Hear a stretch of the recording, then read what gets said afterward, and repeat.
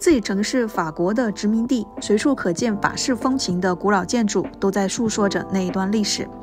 走在街上，你有种置身法国的错觉。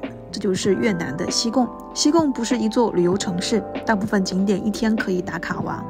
而我更喜欢是坐在西贡街头喝咖啡，从最古老的咖啡店到现代化的连锁网红店，还有法国人创办的巧克力品牌。慢下来，像当地人一样去享受一段属于你自己的时间。西贡，你需要细品。Hello， 朋友们好，我是小林。我现在是在越南的西贡。越南被法国殖民统治长达60年之久，所以呢，在越南很多地方都留下了法国殖民的痕迹。西贡这个城市又称为东方的小巴黎。我身后这个非常漂亮的粉红色的教堂它是建于1876年，可以看到外观是非常的漂亮。这个教堂呢是在1957年的时候才莫名其妙的被刷成粉红色。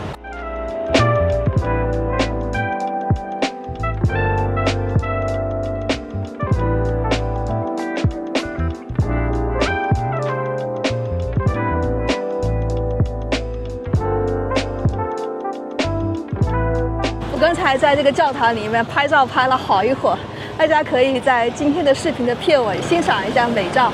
现在呢，我们要去教堂对面的一个餐馆。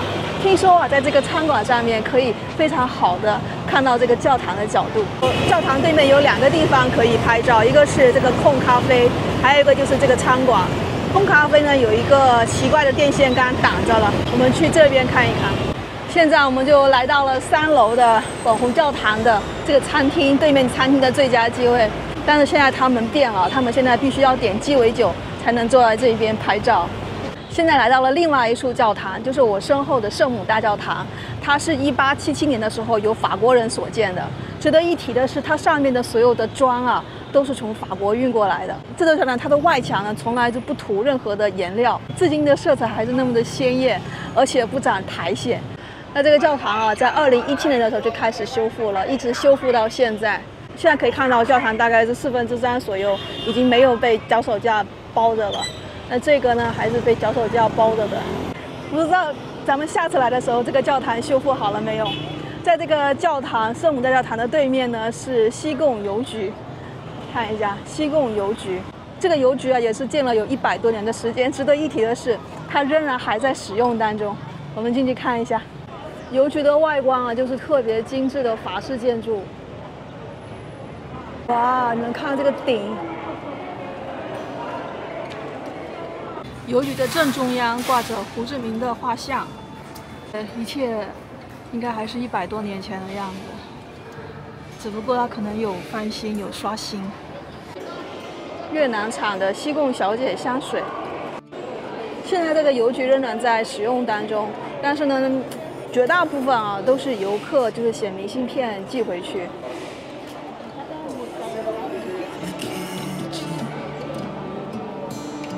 我以前来过西贡嘛，我以前也像他们那样坐在这边写明信片寄回去。那现在我们的通讯是越来越发达了，快递、电话，各种各样的通讯设施，仿佛这个邮局的功能正在慢慢的弱化。就是我其实挺怀念很早以前写信，然后慢慢的就等待对方回信那样的一个时刻。其实有的时候享受慢节奏也是享受生活的一部分。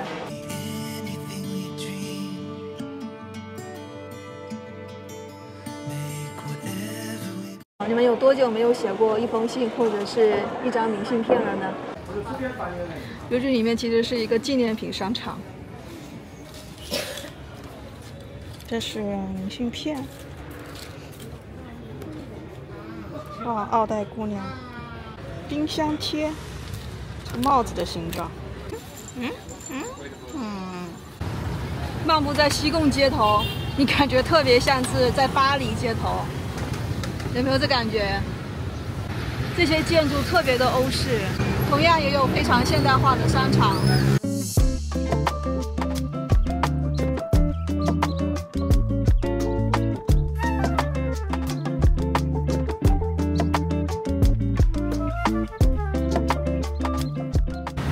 这个是胡志明市人民委员会，哇，好霸气啊，朋友们！这也是一座非常典型的法殖民时期的一个建筑。非常非常精致，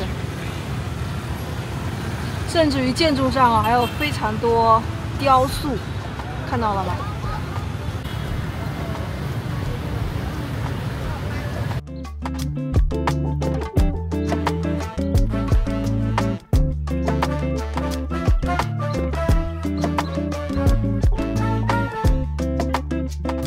现在我来到这个地方是越南的统一宫，大家看我身后的这个建筑，当时在1868年的时候，法国殖民者建立了这样的一个宫殿，当时是作为法国殖民总督府使用的。随后呢，在1954年的时候，法国殖民者撤离了这里，为了纪念越南独立，这里就改成了独立宫。然后又在1962年的时候这里被2名飞行员炸毁过一次，又重建了起来。炸毁之后，新皇宫的这个大楼是作为南越的政府所在地。那在1975年的时候，越南统一了，这边就改成统一宫。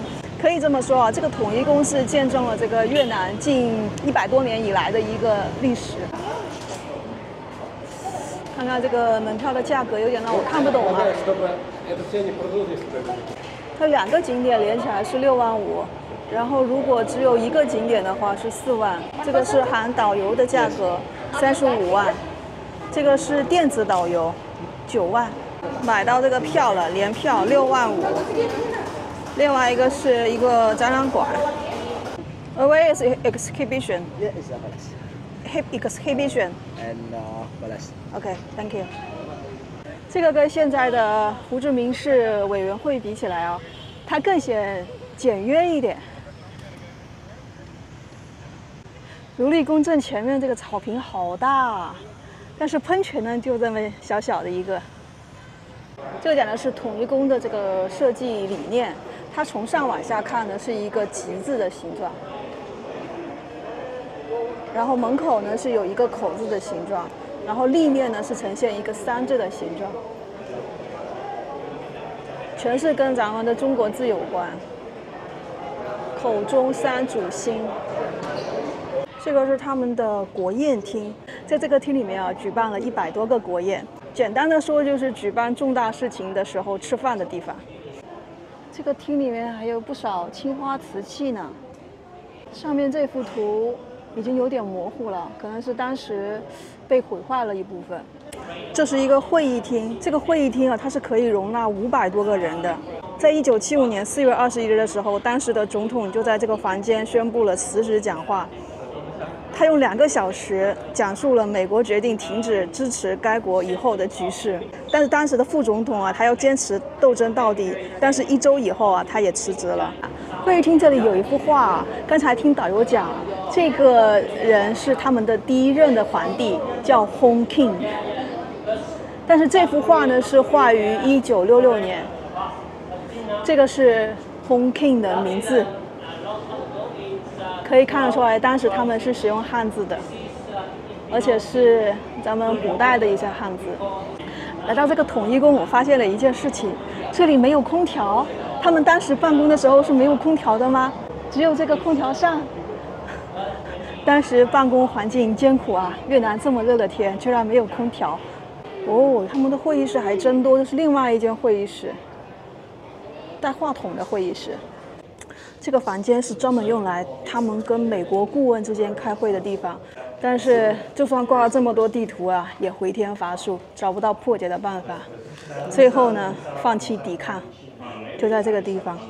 1975年3月25日上午，放弃抵抗。总统办公室。他们这个外立面的设计是采用这样的一个竹子形状。透过这个缝隙，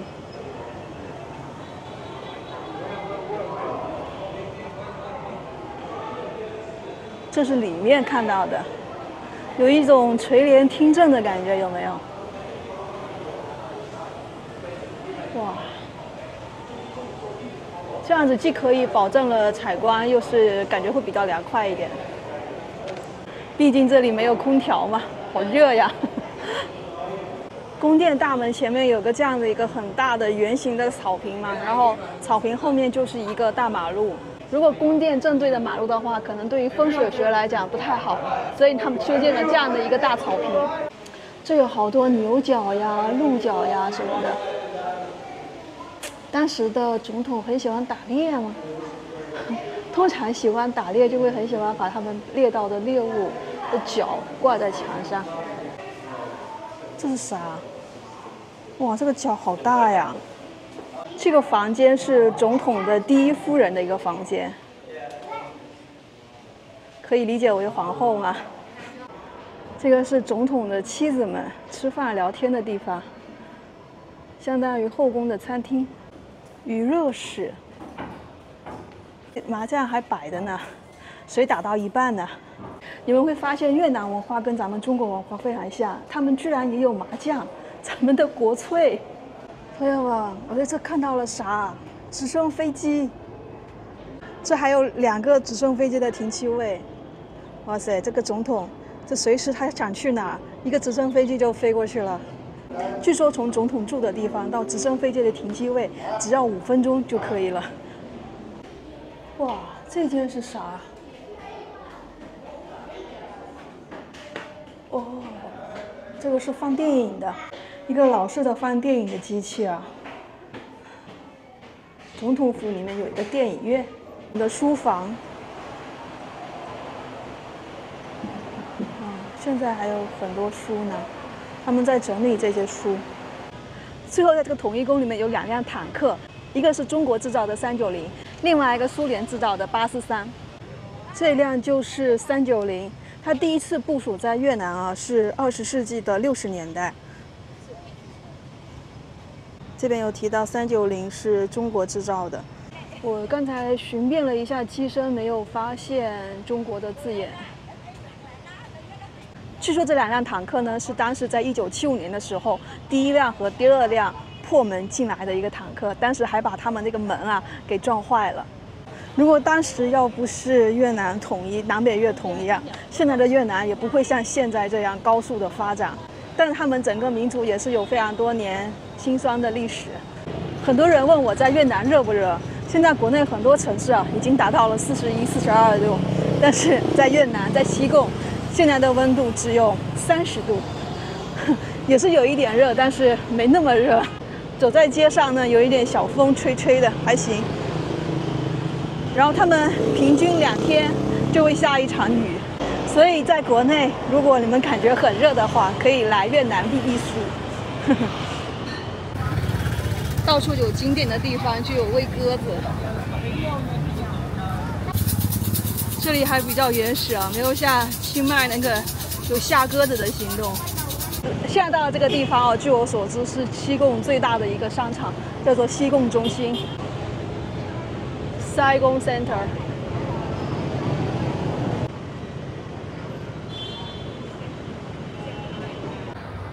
这边可以看一下他们商场里面卖的品牌，基本上跟咱们国内卖的品牌都差不多。餐厅也是各国餐厅都有，还有我们的烤鸭。1楼都是一些名牌化妆品，然后2楼开始是服装，3楼服装。是不是所有国家的商场都是这样？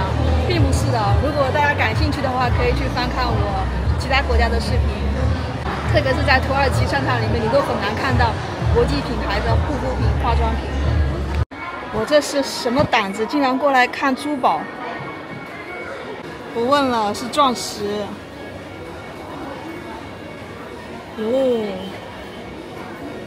来到这个西贡中心，我发现越南人真的有点有钱啊。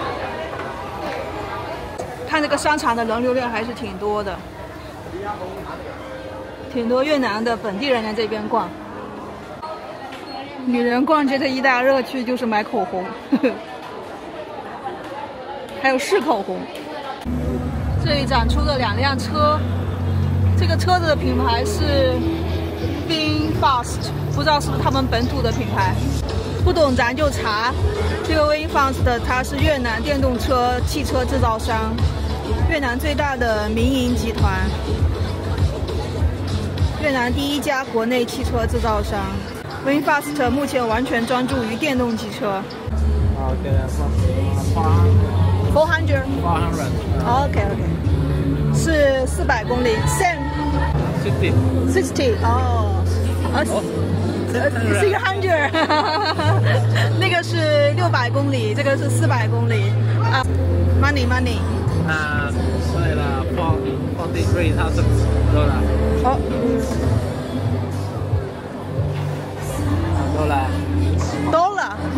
dollar 哦 ，OK，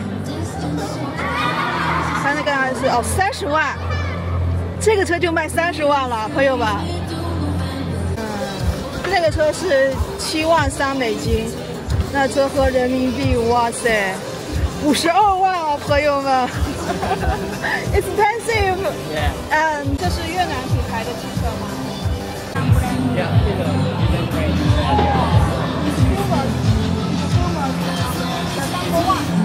？Yeah, the brand of Vietnam is the big fast and the Ferrari is the iPhone.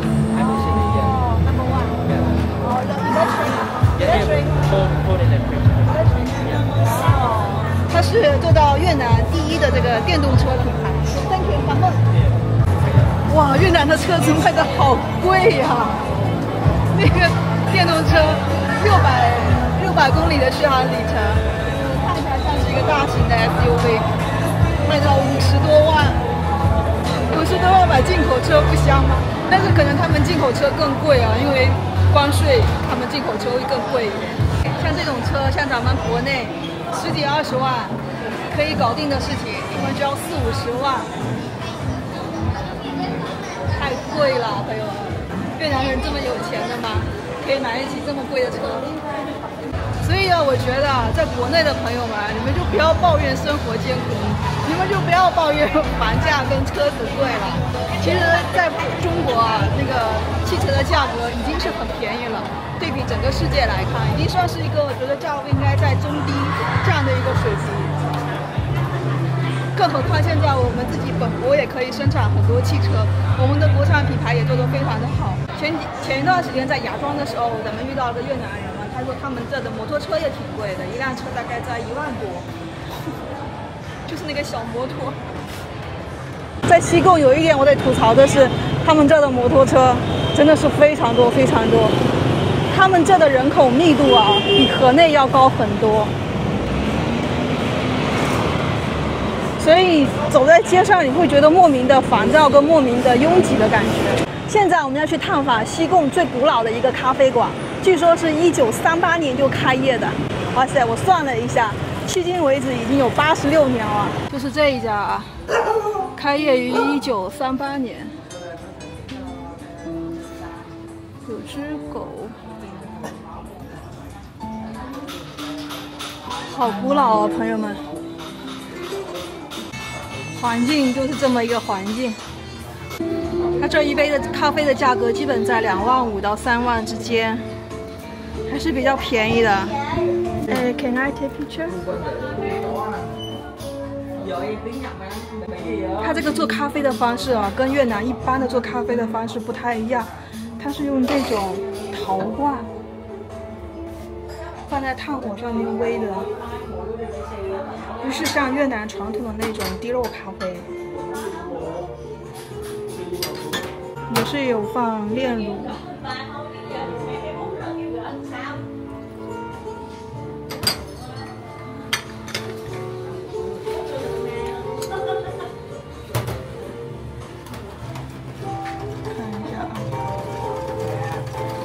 咖啡加上炼乳加上冰，在这个复古的咖啡馆里面还放了一种非常怀旧的音乐，这让我非常有感觉。这个是他们的一个，我刚才看是旁边那个阿伯在点这个，所以我也来跟他一样的。哇，这个咖啡怎么说呢？它不像传统的越南咖啡那么苦。它的苦味好像被中和掉了，只留下咖啡那种香味，还是不错的。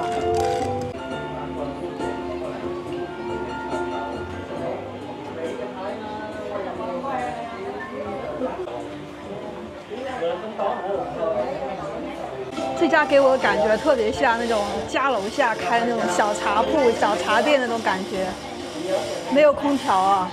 虽然没有空调，但是心静自然凉。这里有一个图说明这个咖啡怎么制作的。有意思的是，他们制作咖啡这个水啊，有个水缸，这个水要保持2到3天，2到3天以后除去了这个水当中的一个自来水的一个氯的一个味道，然后煮开完，经过2次过滤，然后放在这个壶中。他们这一个壶是装热咖啡，一个壶是装冰咖啡的。过滤咖啡这个袋子啊，有点像咱们就是奶茶那个袋子，丝袜奶茶那个袋子。这个是他们家3姐妹，是创办人的3个孙女，现在也是维持了这个咖啡馆的经营。我在谷歌地图上看到啊，就是有人说他们这家的有些服务态度不太好，可能是其中一个吧，我也不太清楚。你们来的时候就看运气了。我看我来的咖啡馆了，好多都是上了年纪的人。这是一波红的游客，这是一波绿的游客。What's the hand? This is from Thailand. Thailand. I'm from Thailand. Thailand. Oh, Yeah. Thailand hand. Oh, maybe she's like not Thailand style, but can find in Thailand. How long you stay in Vietnam? Vietnam maybe 2 months. 2 months. Yes. So now you are Vietnamese. Yeah. What's the menu? This Yes. milk coffee. Milk coffee. Ice milk coffee. How about the taste? Yes, it's great. 他们这来的人一波一波都是不同颜色，又来了一波紫色的人，觉得很好玩。外面还有一波橙色的，又来了一波小黄。现在又来了4个小灰。你们是不同国家的，你们是在一起一个团吗？呢，一个团，然后去玩这个游戏是吧？哦，原来如此啊，就觉得好奇怪，为什么他们一拨人都穿着一样颜色的衣服跟帽子？他们貌似是每一组的人要过来完成一个任务再走。我看他们基本上都没有喝那个咖啡，点完咖啡拍完照马上就走了。我足足站在这边10分钟啊，就是过不去啊！我还在人行道上，过不去，根本过不去。好难啊，朋友们！在越南过马路，这是一个非常难的一个事情。他们这儿有非常多连锁的饮料店，这是在西贡河边上。在西贡河边上的饮料要比市区要贵那么一点点，这一杯在市区是5万5，这边是7万5。来，我们找个位置坐下来。这个店有非常多美女，有非常多越南的年轻人。它这个是牛油果跟椰浆混合的，上面是椰浆，下面是牛油果。在越南旅行会莫名的爱上牛油果各种饮品。在西贡这些连锁的咖啡店，便宜的饮料大概是在5万越南盾，如果是稍微贵一点的话，就是7万左右，不便宜啊，各位。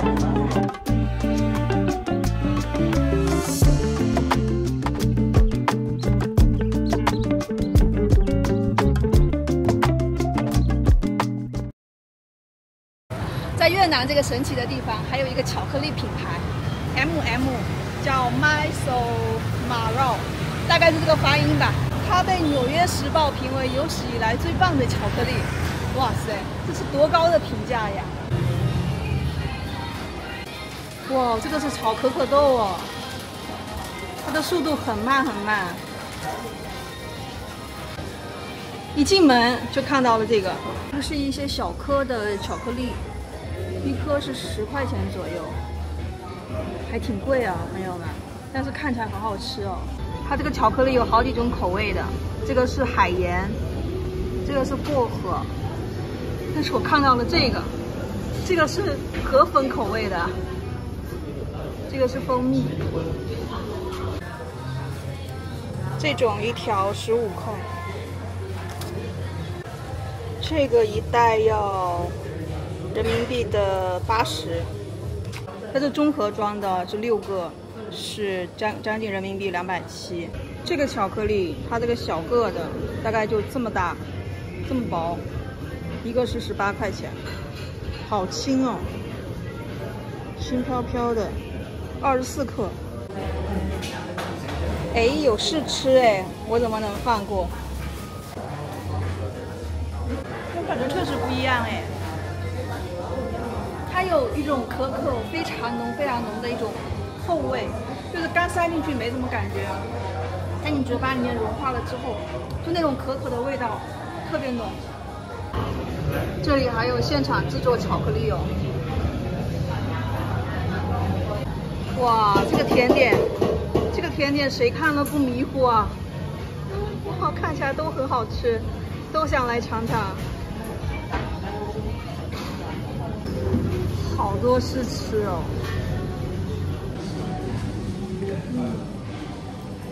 No too sweet. No too sweet.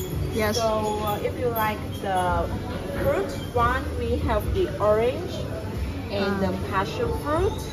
And if you like the spicy or a little bit sour, we have the chili and lime. It is very basic. 哦，这边还有辣的 ，chili and lime. 哦 ，chili and lime 就是辣椒和柠檬，spicy and sour. Yes, of course.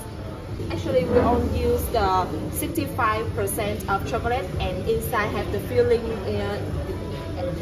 It includes the dairies and creamy, so kind of sweet have yes, and bitter yes, and another kind of flavor yes. Okay, I want to try this. Actually, this is my favorite flavor also because I like the spicy one. Oh, it's kind of it's special. Yeah. Okay, thank you. That's all. 来了3个巧克力，这可是30大洋啊，朋友们！这个有史以来最棒的巧克力啊！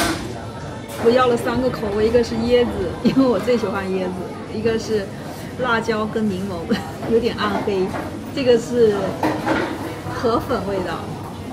咱们一个个来试吧。先是这个河粉味道，就是正常的。偏咸一点，但是又不是那么咸，好像有一种肉桂的味道。这个是辣椒跟柠檬，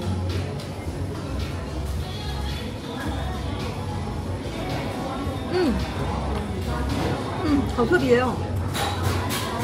刚入口的时候是一股柠檬的酸味，非常清新，然后柠檬的酸味过后，就是一种辣味涌上来，特别奇妙的感觉。再吃下这个椰子，